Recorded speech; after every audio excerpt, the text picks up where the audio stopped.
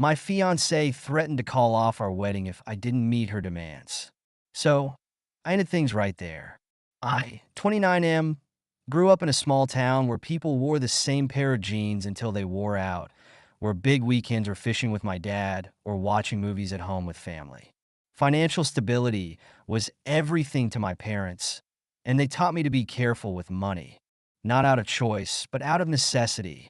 After graduating from college, I'd saved steadily, piece by piece. I'd been able to build a modest savings account, and I was proud of that. I wanted to start life on a strong foundation, avoiding debt wherever possible. So when I met Rachel at a friend's birthday party 4 years ago, I felt like I'd found my opposite but equal. She was vibrant, funny, the kind of person who could light up a room with her energy and charm. She grew up in a well-off family that didn't think twice about treating themselves to nice things. From day one, I knew our backgrounds were different, but I didn't see that as a problem. If anything, I thought it could be a strength. I figured we could meet in the middle, balance each other out. She'd push me to loosen up a bit, and I'd help her stay grounded. Fast forward to our engagement, and I quickly realized that my assumptions were naive. Our wedding planning began with the usual excitement. Spreadsheets, Pinterest boards, discussions about venues and color schemes. We talked about budgeting, but the moment we sat down to actually set numbers, things started spiraling out of control. Rachel made it clear she had a very specific vision in mind. Something straight out of a fairy tale. She called it. It started small. She showed me a few venues, all beautiful, but all with hefty price tags. I tried to suggest alternatives. Maybe a backyard wedding or a smaller venue with the same aesthetic. She brushed me off, insisting it had to be perfect. When I pushed back, she responded with a pout. "This is my dream wedding. Don't you want it to be magical?" "Of course I do, babe. But it's just one day, you know. I'd rather save for our future. A house travel. The kind of things we'll enjoy together for years." She scoffed, almost as if I'd told her I wanted to have the wedding in a parking lot. "You don't get it," she said, shaking her head. "This is a once-in-a-lifetime moment. Don't you want us to have a day we can look back on with pride?" "Sure, but that doesn't mean we have to go overboard and take out loans." But Rachel wasn't listening. Instead, she seemed more interested in planning the event than in thinking about our life beyond it. She wanted us to make a grand entrance, invite nearly 200 guests, and even hinted she'd like a live band rather than a DJ. It was as if she'd been planning a red carpet event rather than a wedding. I tried to stay calm and tell myself that she'd compromise eventually, that we'd find middle ground. But each discussion just seemed to bring new expectations. A few weeks later, she showed me a picture of an engagement ring she really loved. A diamond ring from one of those high-end jewelers downtown. I hadn't even finished paying for the one I'd given her, but she wanted me to upgrade it to something more impressive. "It's not that your ring isn't nice," she said with a shrug. "It's just, I want something I can feel proud to show my friends."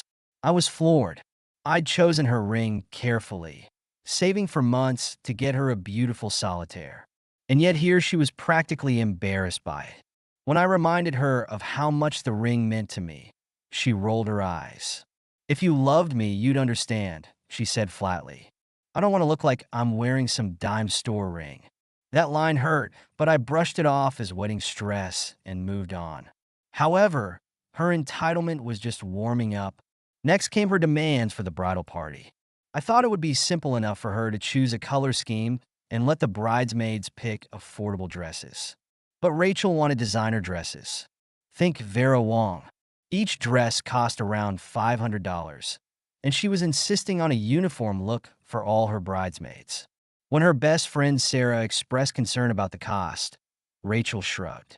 "They're going to be in my wedding," she said, almost offended. "If they can't afford it, they can take a loan or figure something out. This is about my special day. I'd do it for them if the tables were turned." It seemed like every time I tried to push for a more affordable option, Rachel doubled down. Then, to my disbelief, she started planning a destination bachelorette party, a long weekend in Cabo. She booked it before even consulting her bridesmaids, assuming they'd be as thrilled about it as she was. When a couple of her friends said it might be out of their budget, She threw a fit, calling them unsupportive and ungrateful.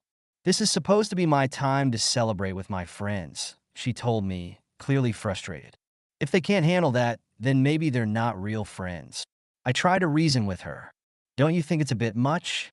Some of your friends have other expenses to think about." She glared at me like I'd insulted her. "You know what? Forget it. You'll never understand." By this point, I was drowning in her expectations. She wanted a wedding planner, even though I suggested we could handle the details ourselves to save money. But Rachel argued that her work was too demanding, that she needed someone to manage the stress for her. Without telling me, she went ahead and hired one, an expensive one. "You're so busy working anyway," she snapped when I asked her about the cost. "Why can't I get some help?"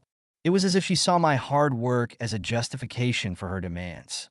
I was working extra shifts and freelancing on the side just to build our wedding fund. And instead of gratitude, she seemed to see it as an excuse to push further. When I thought things couldn't escalate more, she started adding necessities to the list. First was her wedding beauty budget.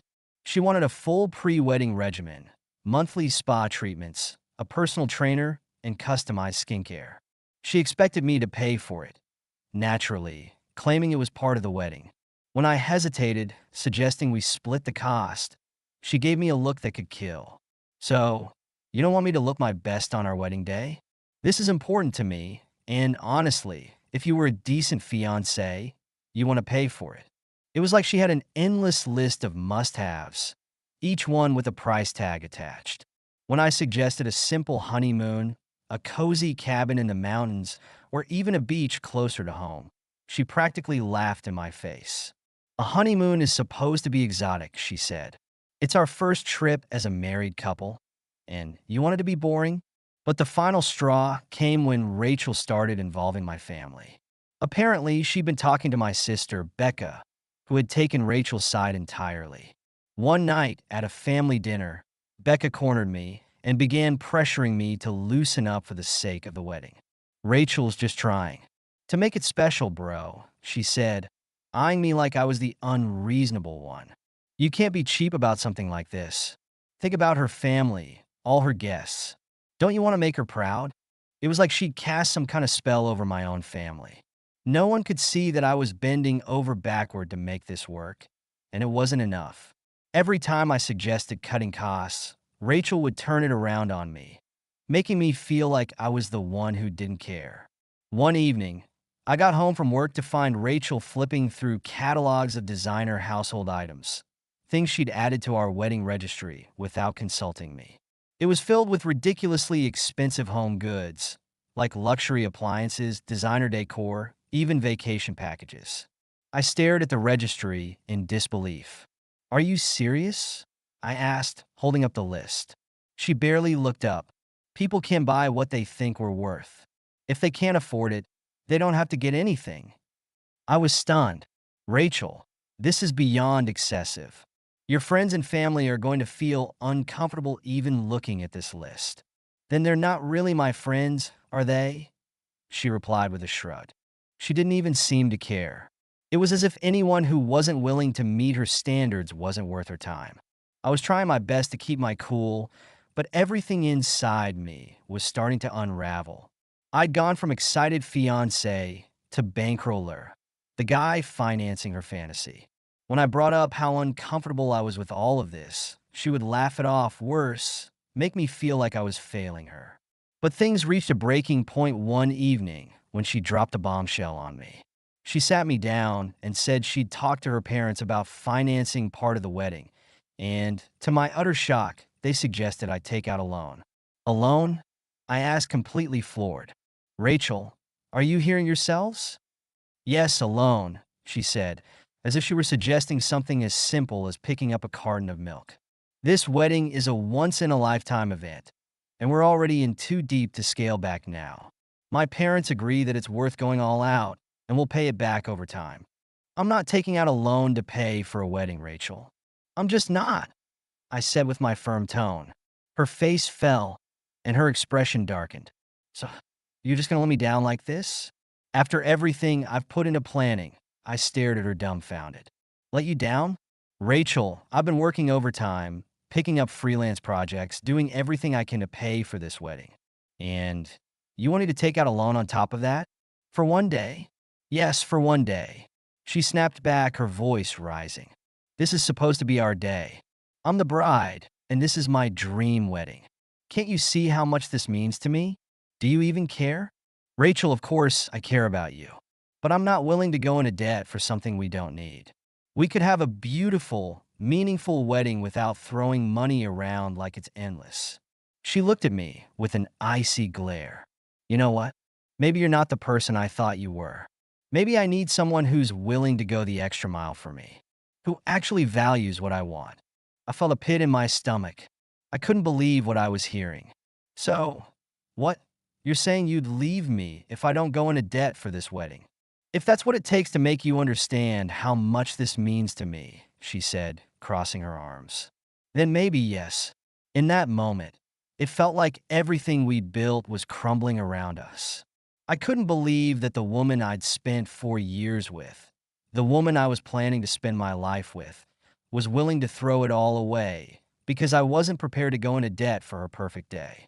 For a moment, I sat there in silence, a numbness spreading through me as I tried to process her words. And then, as painful as it was, a strange sense of clarity came over me. I realized that this wasn't just about the wedding. It was about what kind of life we'd have together. If Rachel was willing to manipulate and threaten me over this, what would happen in the future? What would she demand if I lost my job? Or if we hit a rough financial patch? Would she walk out then too? I took a deep breath and looked her in the eyes. Rachel, I said quietly, if having your dream wedding is more important to you than our relationship, then maybe you're right. Maybe we're not meant to be together. She looked stunned, as if she couldn't believe I'd actually called her bluff. Are you serious? She asked, her voice almost shaking. Yeah, I am. I said, the weight of my decision sank in. I can't be with someone who values material things more than a life together, more than a partnership. You want this wedding to impress your friends and your family, but it's not about us anymore. I don't want to start our marriage in debt, and I shouldn't have to fight you on that. Rachel was silent, her face twisting as she processed my words. She stood up and stormed out, slamming the door behind her. For the next few days, we barely spoke. My sister, Becca, even tried calling me, telling me that I was being stubborn and that I should apologize to Rachel. She didn't understand. None of them did. They couldn't see what was really happening. A week passed with no word from Rachel. Then, one evening, I got a message from her saying she was moving out of our apartment. She didn't want to talk. She'd made her decision. In her mind, I was the one who had let her down, and she had no intention of compromising. The breakup felt surreal at first. I kept waiting for her to call, to say she'd had a change of heart, that she'd realized what really mattered. But those calls never came. Instead, I heard through mutual friends that she'd been bad-mouthing me, painting me as some kind of villain who didn't value her. According to her, I was the cheap fiancé who wouldn't invest in his future wife. I was hurt, and part of me was angry. But as the days turned into weeks, I also felt something else, relief. I didn't have to worry about a mountain of debt, about selling my future just to make her happy for one day. And slowly, I realized that I'd dodged a bullet. When I ran into Sarah, one of Rachel's bridesmaids, she confided that most of the bridal party was relieved too. Honestly, she said, none of us could afford what she wanted. She made us feel guilty for not wanting to go into debt, and it was exhausting. You probably saved yourself a lifetime of that. I don't know what the future holds, but I do know one thing. I'm glad I stood my ground. Love shouldn't come with price tags or ultimatums. Love is about support, partnership, and building a life together, not throwing money at superficial things. Looking back, I feel lucky that I was able to see her true priorities before it was too late. And while I'll always have a soft spot for the woman I once thought she was, I know now that the person she became was someone I could never have built a life with. It hurt to lose her, but at least now I still have myself. Thank you so much for listening to my story. If you have any thoughts, I'd love to hear them. So please leave a comment. Don't forget to like and subscribe if you want more stories like this one.